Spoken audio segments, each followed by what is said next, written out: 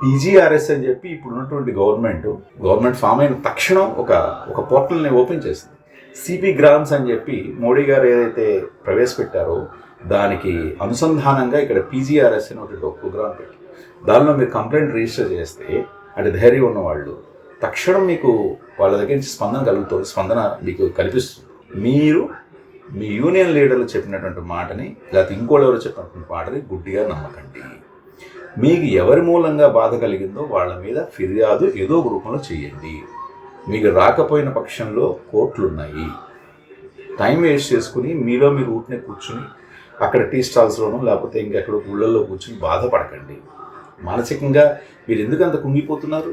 Yes, మీ కష్టానికి తగ్గ ఫలితం కనిపించలేదు. మీరు ఎంతో నిబద్ధతతోటి, నిజాయితీతోటి, దక్షతతోటి, క్రమశిక్షణతోటి పనిచేశారు. మీకు ప్రమోషన్స్ రాలా.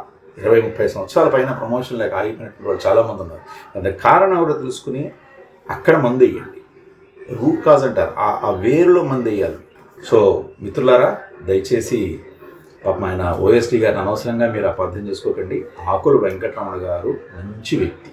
నాకున్న సమాచారం ప్రకారం ఆయన టాప్ ర్యాంకర్ గ్రూప్ 1 పరీక్షల్లో, విద్యావంతుడు, లైబ్రరీని సొంత ఖర్చుతోటి ఉచితంగా నడిపిస్తున్నటువంటి మంచి ఆశయాలు ఉన్నటువంటి వ్యక్తి, మంచి వ్యక్తిత్వం ఉన్నటువంటి వ్యక్తి.